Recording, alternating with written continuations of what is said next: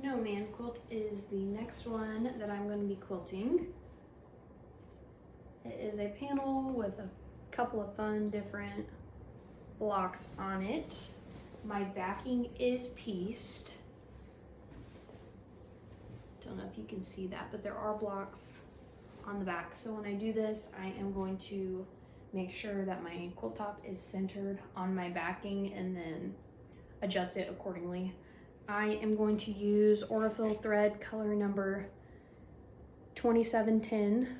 It's a light blue and I'm going to use that for my thread. Snowflake Fun pattern is the name of this, and that is going to be what I'm going to quilt on this.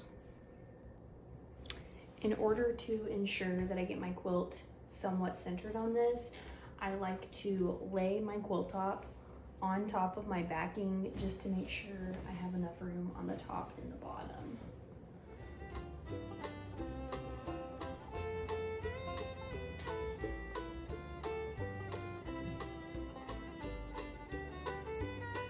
So there's definitely more than enough room.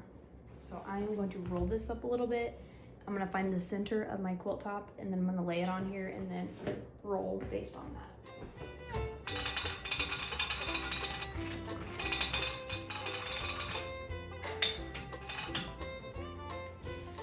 Stick my batting on here. I'm going to fold my quilt in half on the vertical.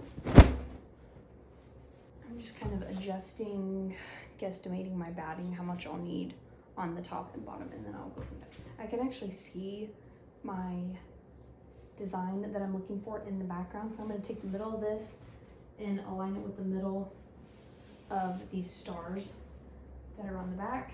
And I also want to make sure it's centered in the quilt from side to side as well.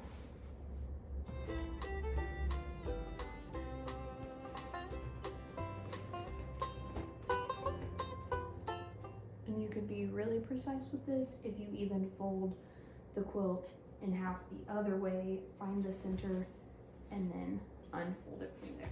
So that looks to me right exactly there to be about center.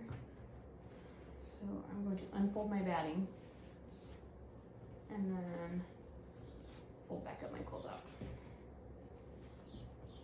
Oh, got it upside down. Let me flip it over.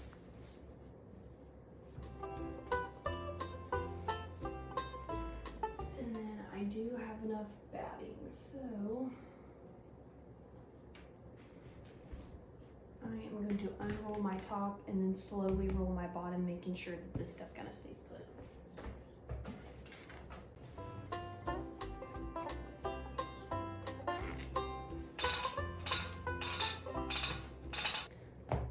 As you can see, I do have a big chunk between the top of the back and the top of my quilt. That's because she kind of accounted for the extra that I may need to center up the top of the quilt. But I'm just going to tighten my top rail back up and shift this all up, baste it down, and then start my quilting.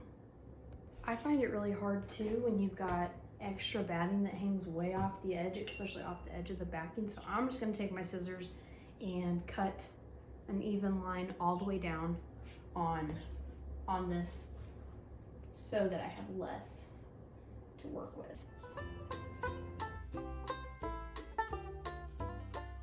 That is good enough now, so let's get quilting.